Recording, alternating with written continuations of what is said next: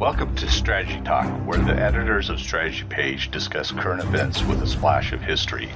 I'm Dan Masterson, host of Strategy Talk. With me today is the editor of Strategy Page, well-known military author and game designer Jim Dunnigan.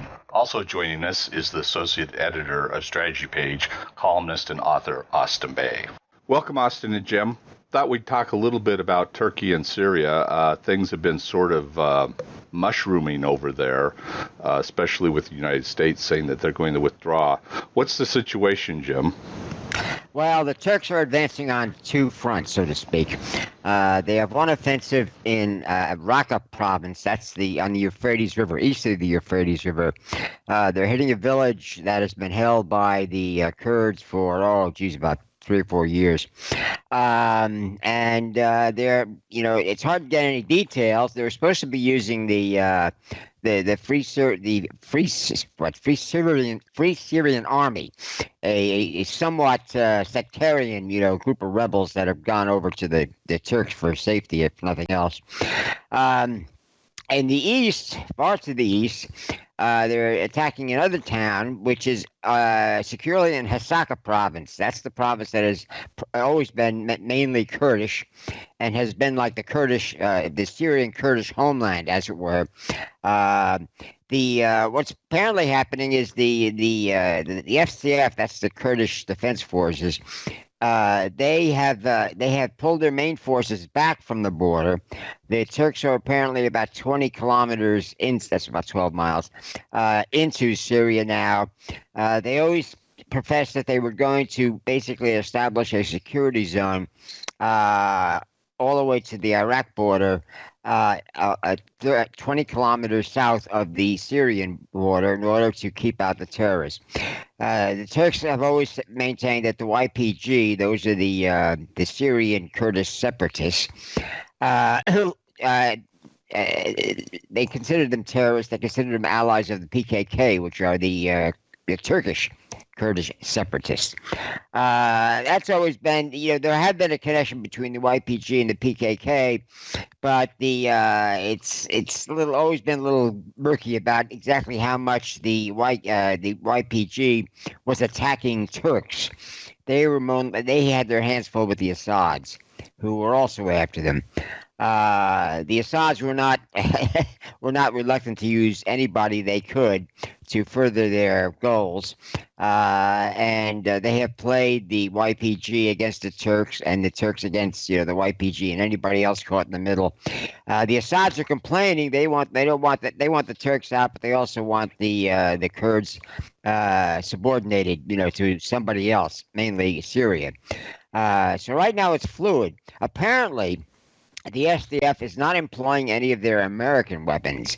They have surface-to-air missiles. They have the Javelin anti-tank missiles. They have some stuff that could cause the Turks some serious damage, even though the Turks have upgraded their tanks to make them more resistant to anti-tank guided missiles, which have already cost them about, I think, 5 or 6 of their modern Leopard 2 tanks they bought from Germany as Cold War surplus in the 1990s, but they also have some older M60 American tanks, and they lost more of those, and they lost a lot of smaller armored vehicles, and they don't want to lose a lot of armored vehicles. They don't, and especially they don't want to lose a lot of Turkish soldiers. The Turkish people, as much as they back their government in fighting the Kurdish separatists, they're particularly upset about any Turkish troops getting killed inside of Syria. Very few have been killed. Most of the ground fighting in Syria has been done by the Free Syrian Army, the rebels who are allied now with the Turks. They used to be allied with the Americans, but we found them untrustworthy, et cetera, et cetera. The Kurds hired them. The Turks hired them basically when the FSA was up against the wall. When ISIL was reigning supreme and killing anybody in sight, as it were. So the FSA are basically the mercenaries for the Syrian mercenaries for the Turks, and they have nowhere else to go. Assad doesn't like them, and of course all the Islamic terrorists don't like them. The Kurds don't like them, So they don't want to lose a lot of people, but they haven't got much choice. The Kurds are hoping for some sort of international intervention. God knows from who, but they haven't got any international friends right now. In fact, the only friend they have is the Americans. Even though we basically pulled our last troops out, they were basically the tripwire that was keeping the Kurds from coming in, because the last thing they wanted was a war or a battle or a skirmish between two NATO allies. And that's what they would have gotten if they basically had hurt any American troops. Some have been hurt, but none deliberately by a Turkish invasion. The Kurds are downplaying their unhappiness with the United States. We have told them. I mean, we have pulled our troops steadily out of the Kurdish area, and we supported them, pretty vigorously when they were fighting ISIL in Raqqa, the city of Raqqa, which was the ISIL capital. But at the same time, the Kurds basically fought that campaign.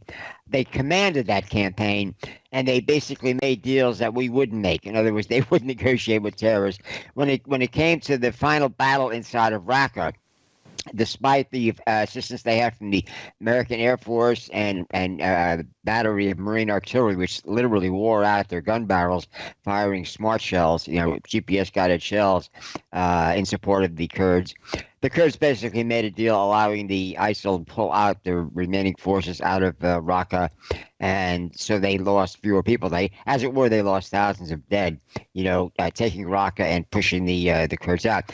Now they have locked up in prisons. They have several thousand ISIL fighters and tens of thousands of ISIL dependents, wives, widows, and children of ISIL fighters, past and present. And they've been crying for months, for a year, that we need some help with these people. We cannot afford. I mean, the Americans have helped with paying for the maintenance of the camps and what have you, but the Kurds have had to supply the manpower.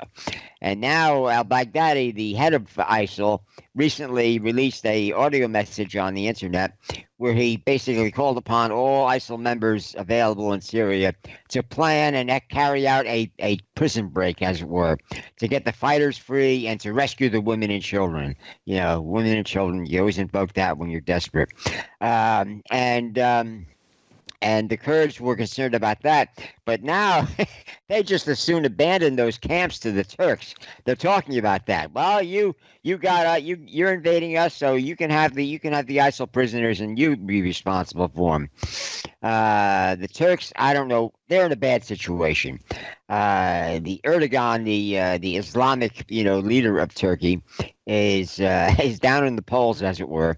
And one thing he was popular for with most Turks was his how should I put it? His violent response to any terrorism by the PKK inside of Turkey.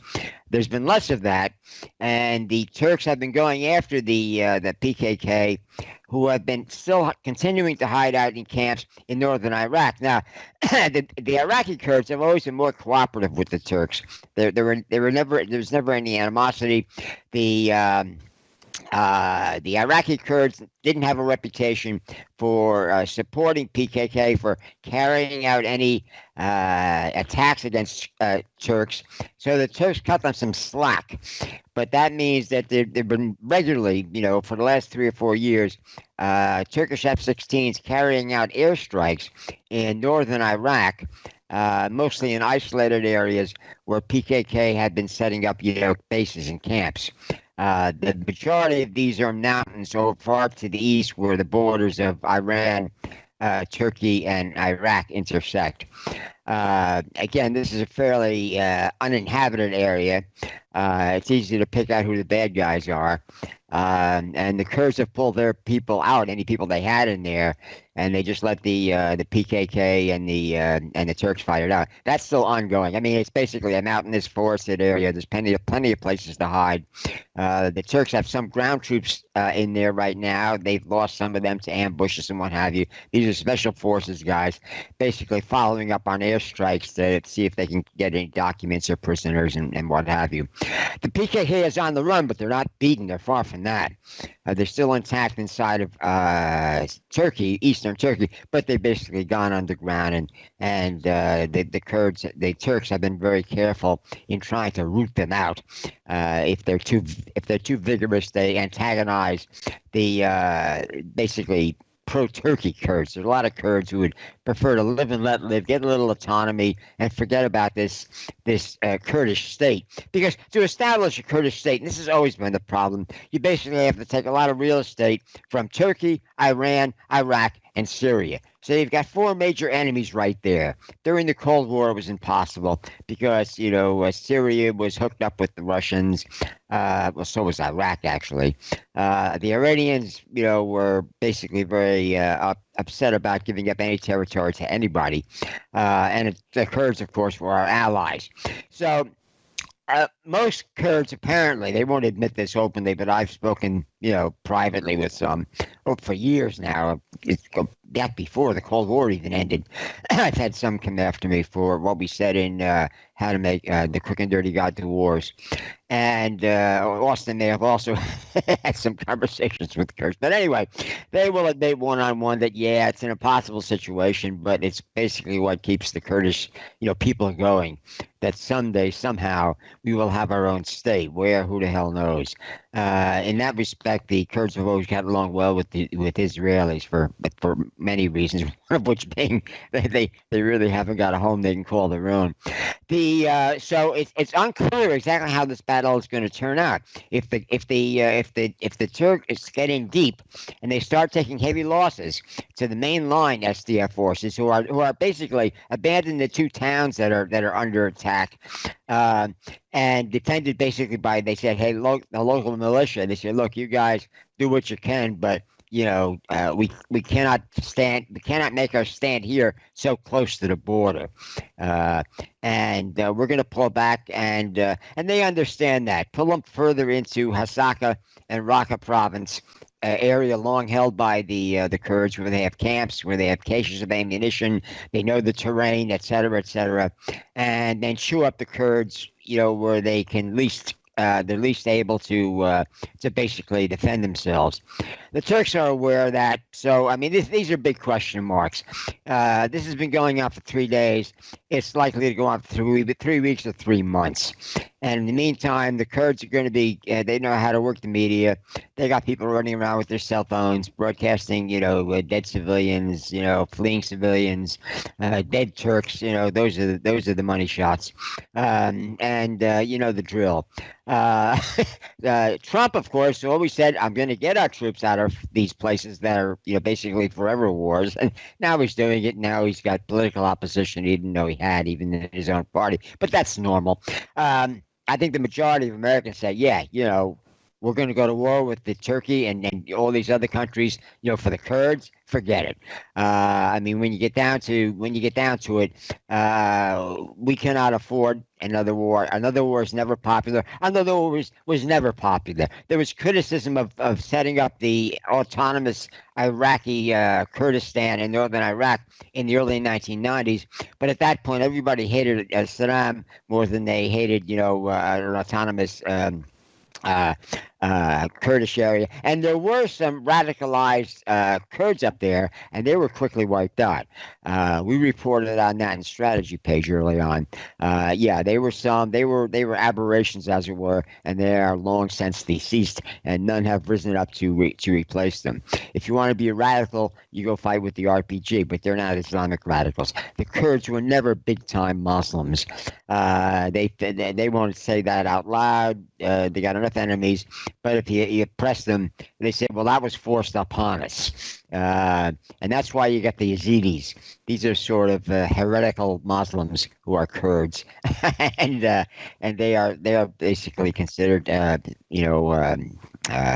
heathens, heretics by all Muslims. But the Kurds still consider them Kurds, and they say, good on you for fighting more than you really should as a sane Kurd, but what the hell. Situation normal. I doubt if this is going to blow back on the Iraqi Kurds, so it's not going to spread there. The PKK, They keep their heads down because they've been taking a beating for the last 2 years since they revved up the war. They had a truce for a while with the Turks, but nobody expected that to last.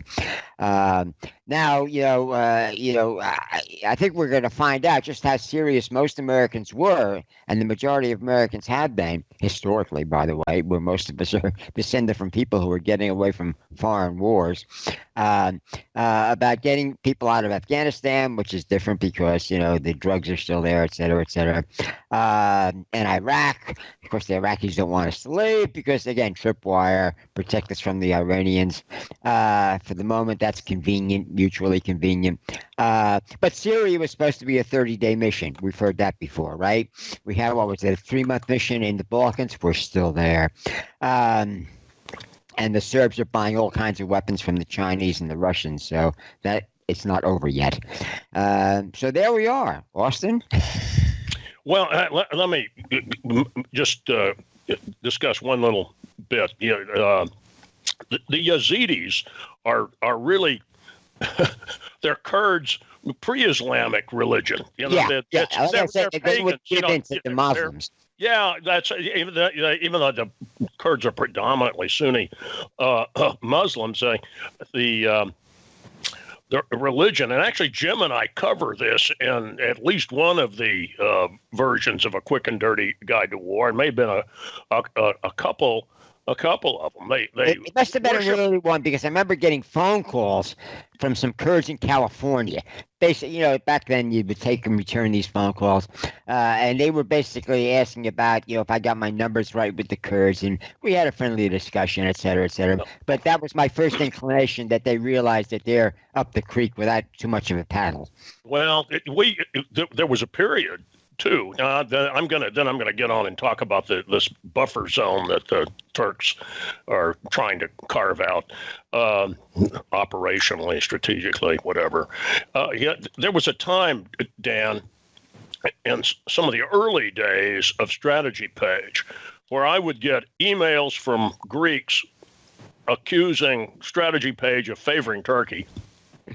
And then I'd get emails from Turks accusing Strategy Page of favoring the Kurds. That's a no-win situation. I wish I'd saved some of those. There weren't, there was enough to that. It was even something that I mentioned to some of my students when I was teaching that class at the University of Texas. In part is because I said that the Kurds have a case. They are an ethnic group with long roots. They show up in Xenophon's Anabasis as I probably mispronounce it, but the thing is in the Greek it's the C's the hard K, the Kiarde, and the Kurds say that's us. Some Kurds ambush the retreating Greek mercenaries when they cross the upper Tigris, and then of course that mercenary group, the 10,000 that Xenophon's leading, battled them back and busted their way through what is now eastern Turkey all the way up to, at the time, Trebizond. It's called Trabzon now. But they're there. And as Jim described, though, they are caught in between Iranians, Turks. Now, Syria is the one place, Arabs, let's say there's Iraq and parts of Syria. But remember, Syria is the Levant, and that's a collection of all kinds of little ethnic groups. And the reason I'm taking the time to tell this story is that the Kurds have legitimate issues about their mistreatment, absolute damnable mistreatment in Syria by the Assads. They've also been used. They were used by the Russians, the PKK, Kurdistan Workers' Party.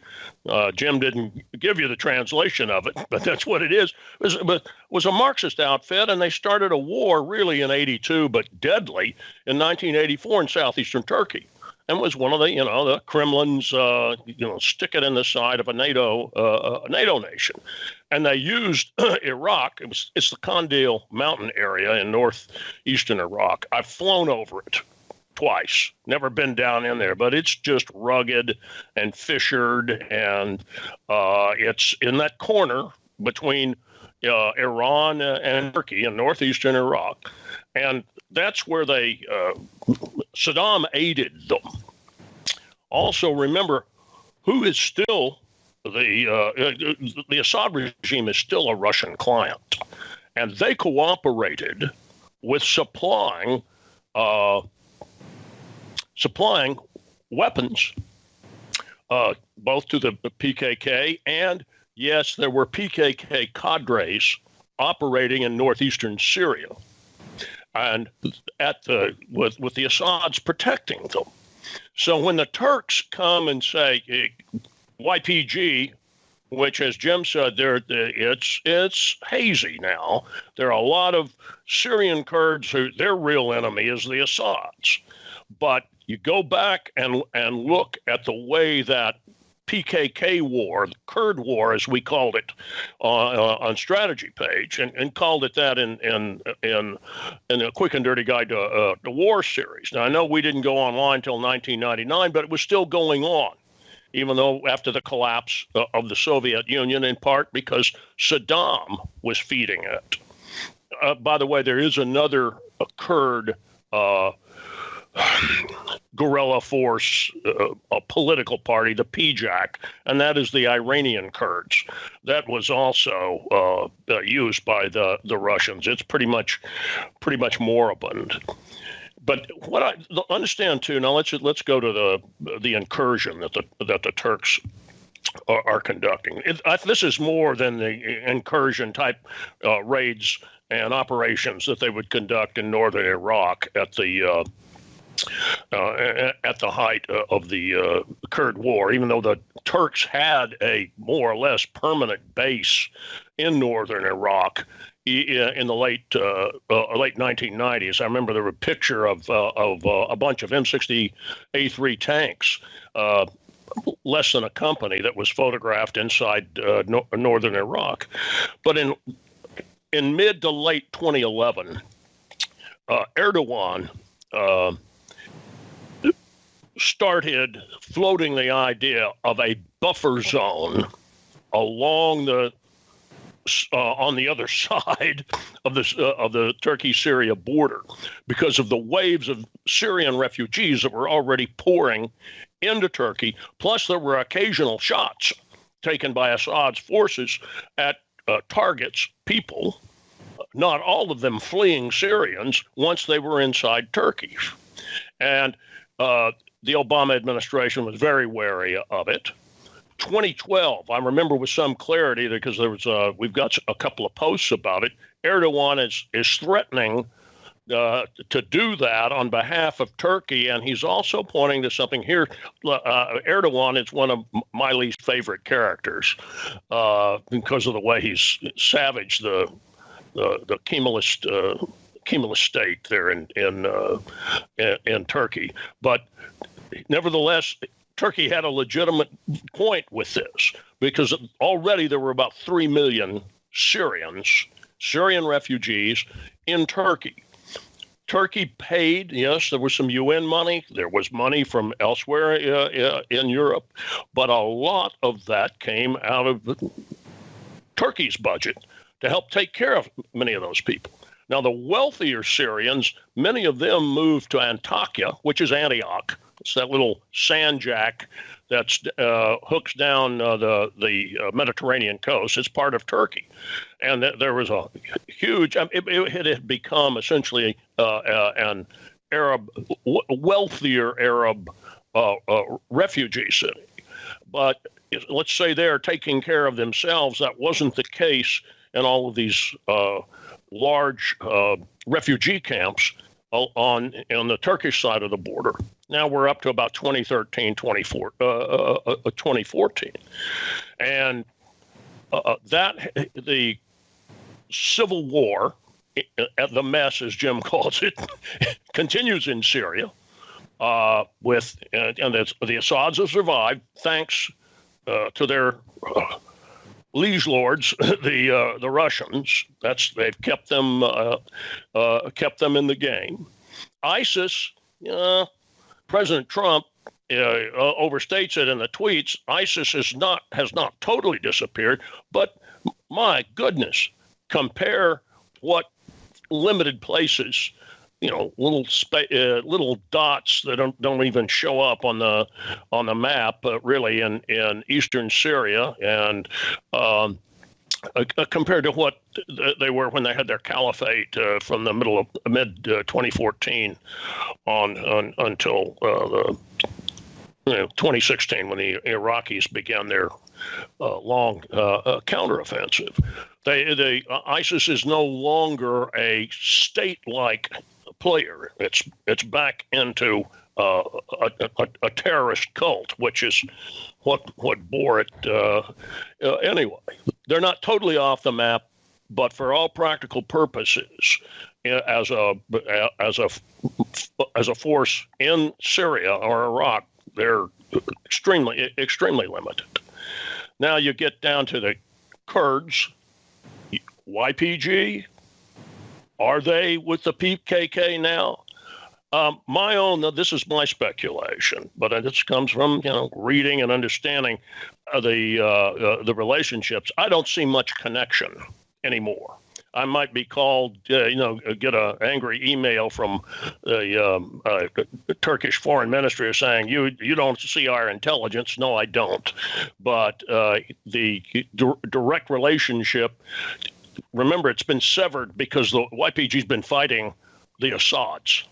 And the Assads are the ones who help massage and manufacture the connectivity between Syrian Kurds and the Turkish Kurds and the separatists in the PKK, under the aegis of the Russians as well.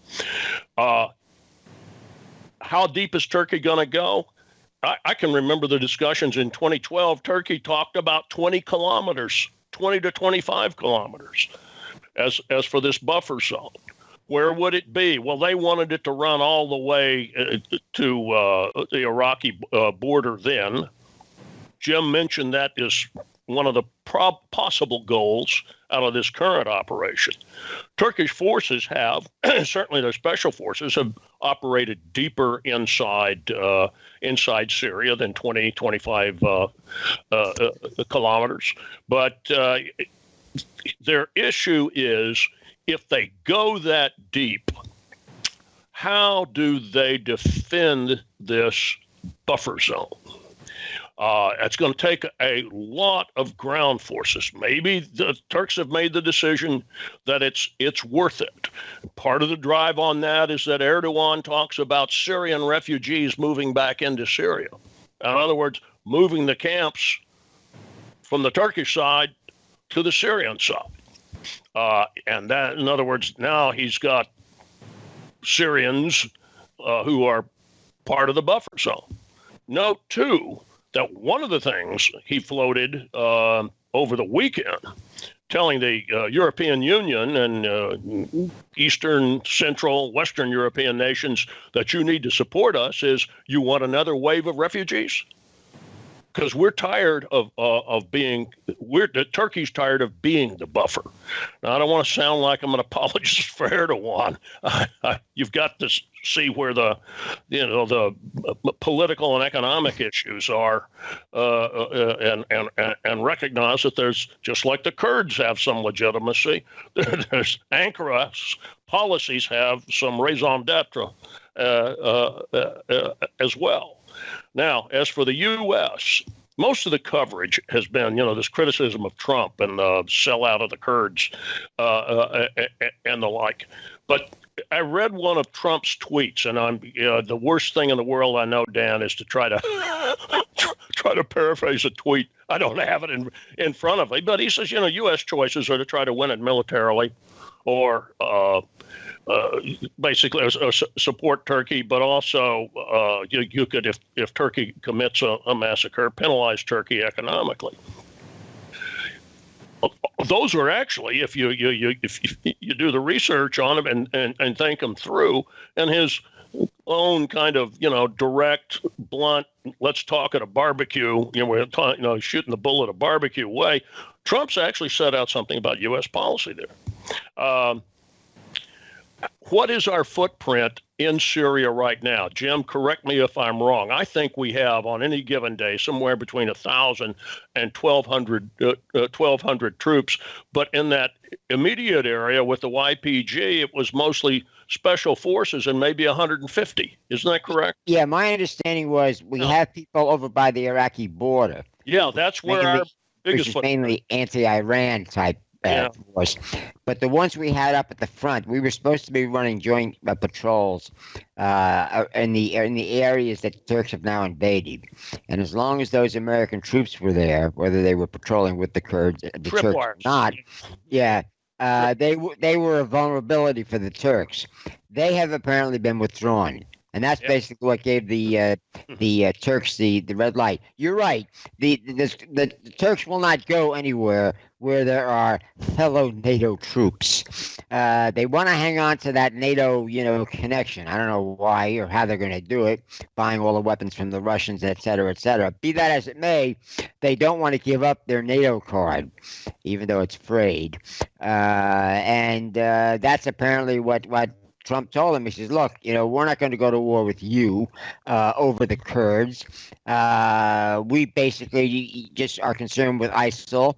And as far as, apparently as far as the United States is concerned now, unlike Afghanistan, there are plenty of interested parties in and adjacent to Syria who have a keen interest in destroying any ISIL infestation. Absolutely. So why should Americans get involved in it? We did the heavy lifting. We sent in Marine artillery. We sent in special forces, forward observers. We put our guys at risk. Thousands of aircraft sorties. You would not have been able to smash ISIL without American support. Russia did very little. The Assads did very little. The Turks did very little. So the Kurds mainly, us in support, did the heavy lifting to basically reduce ISIL to its reduced, straits, as it were, it is in today.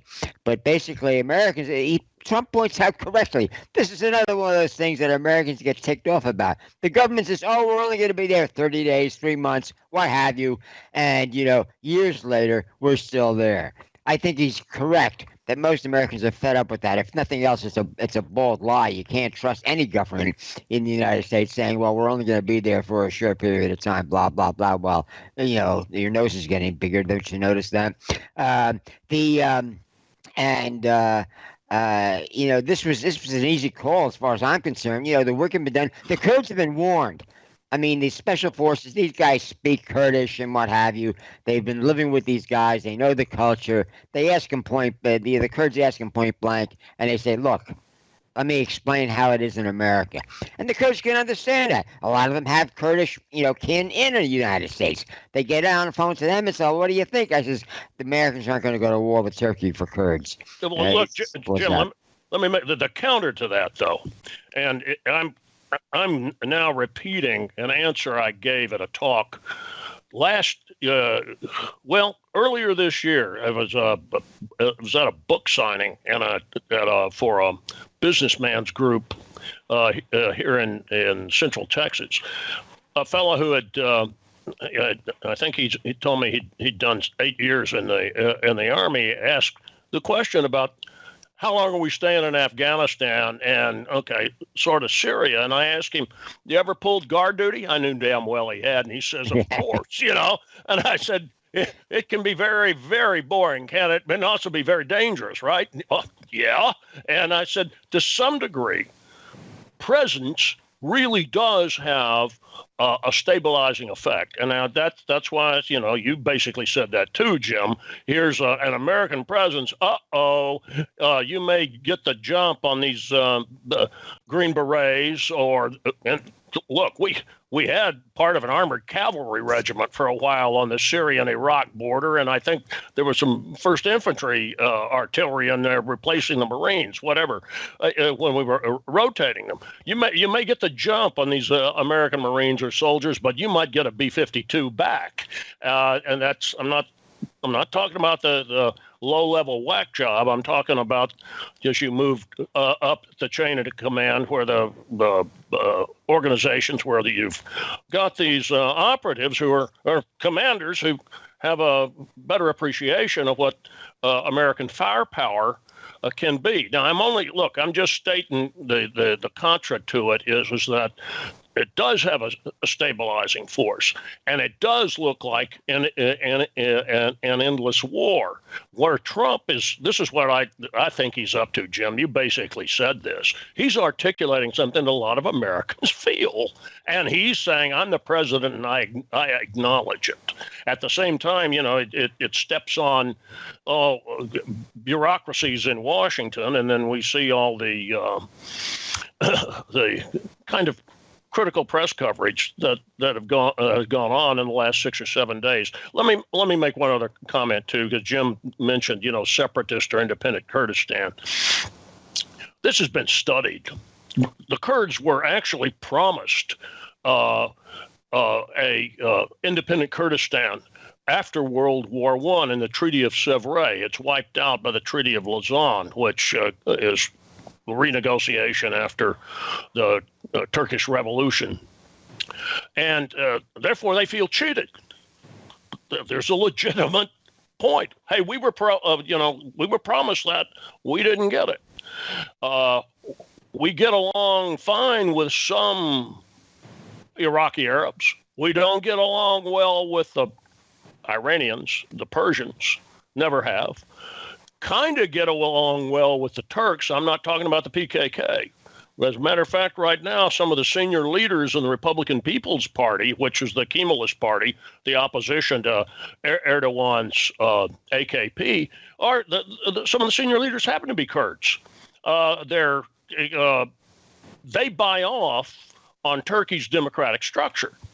And one of the reasons they oppose Erdogan is that, he's an egotist and he wants to be a sultan, with hence his nickname, Sultan Recep, which that really is a heavy duty put down on him, because it riles him. And as you know, if you rile him and you're a journalist, you risk going to jail.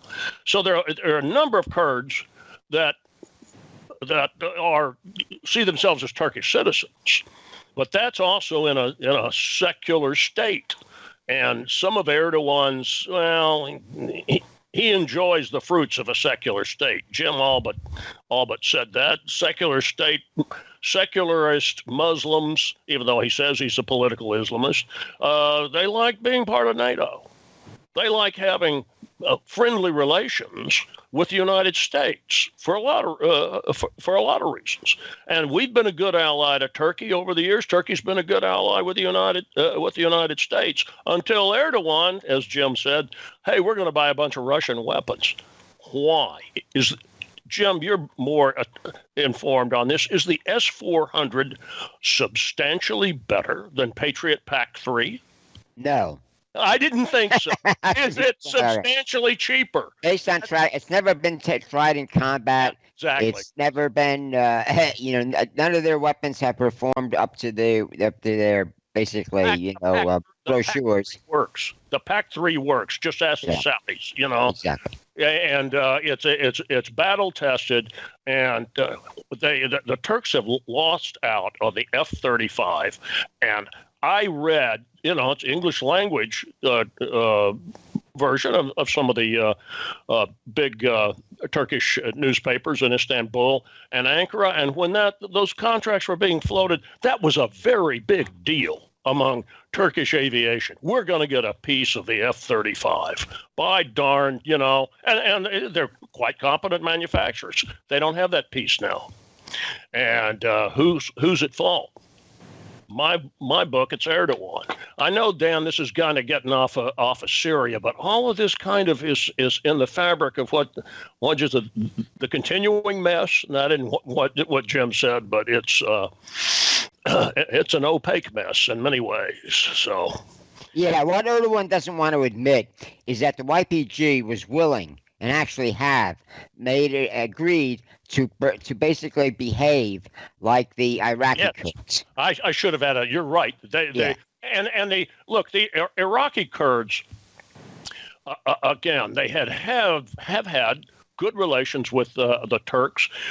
An independent Kurdistan would have somewhere between 30 and 50 billion barrels of oil, probably more, given the enhanced recovery techniques. They'd be able to make some money. But you know how they'd get it out? They're not going to ship it through Syria. They'll go up and hit that. No, the pipelines run across through Turks, and it goes to I forget the actual name of the oil port, but it's near Iskenderun, Alexandretta on the Mediterranean. Yeah, but that's how they do it. Don't forget the historical angle here too, which you pointed out, is that northern Iraq, where the Kurds are, used to be part of metropolitan, the heartland of Turkey. There was the Turkish Empire, which contained most of what is now Turkey, but it also contained northern Iraq. And when the Allies defeated the Turks after World War I, and went in there and basically grabbed all the Arab provinces and eventually set them free, quickly set them free. They basically said, well, no, this area, the Mosul province, I believe it was, that northern area. That's right.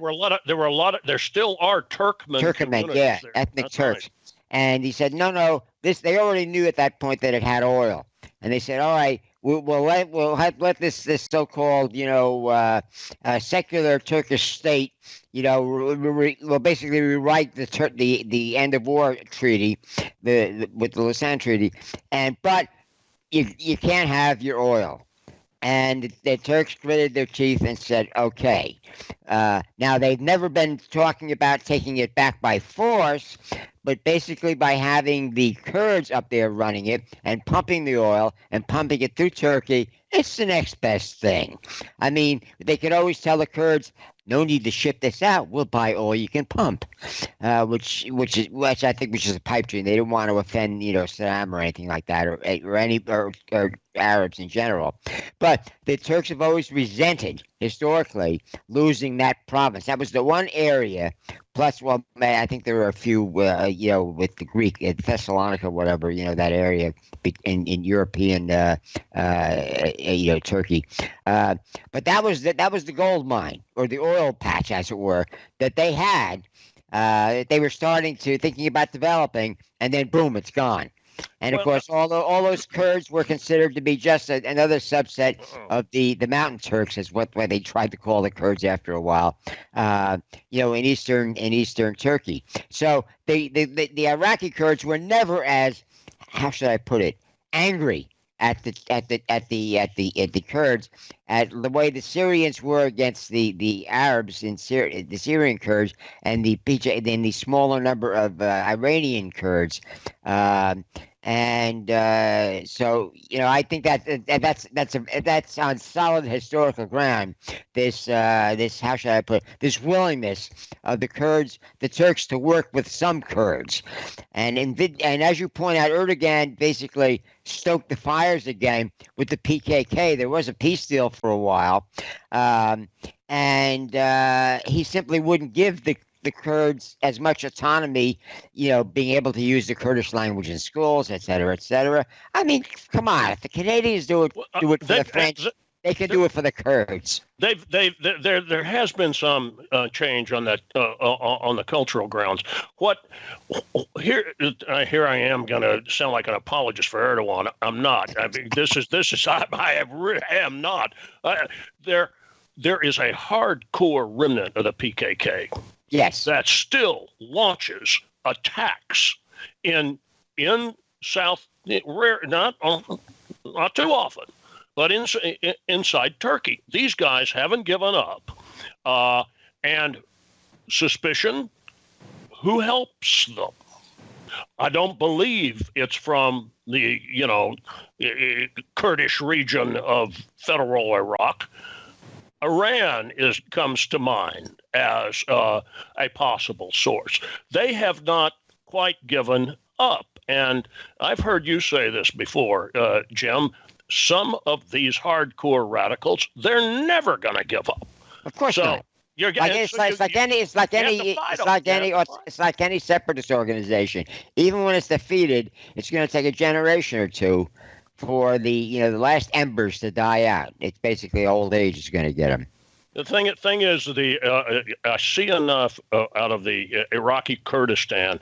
Let's all, and there's this sentiment throughout Iraq.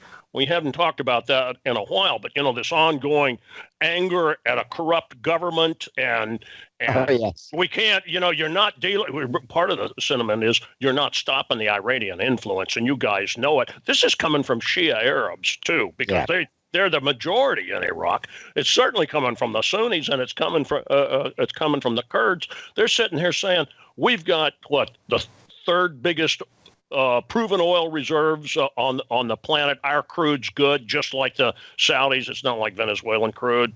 And even though America's now pumping all this other stuff, we have the basis of having a successful and wealthy country. On top of that, we're in the middle of the Middle East. We're in Mesopotamia, and we've got water. Now, I've synthesized a heck of a lot, but that is what you're getting out of the political disruption in Iraq right now. You have to sympathize with that, and you start looking who has an investment in keeping things on edge. It's Iran and it's the Assads and maybe the Russians. Well, see, again, it comes down to the problem with especially in Iraq. Iraq was always one of the most corrupt areas in the Middle East, no doubt. And that has always been their downfall. So basically, you tell them, look, you want to know who the real enemy is? Look in the mirror. Now, a lot of them realize that, but publicly they don't like to admit that they can't rule themselves properly. But that's what it comes down to. I mean, what the riots that are going on now are basically against their own government for not, we elect you people and then you steal from us. I mean, that's what the rioters are saying, and that's the truth. And no government wants to hear that. Right. Sounds a bit like Algeria, doesn't it? Yeah, and we're up against our time limit, and so it's time to wrap it up. And that part of the country or world is just going to continue to be a mess. It's a never-ending story for us. Right, and it's probably a good thing where the U.S. is pulling their troops out. Let me make a suggestion, Dan. Let's revisit this topic in about 8 months and see what happened with the buffer zone. All right, we'll do that. All right. Okay, we'll talk to you gentlemen later. Bye. Bye, guys.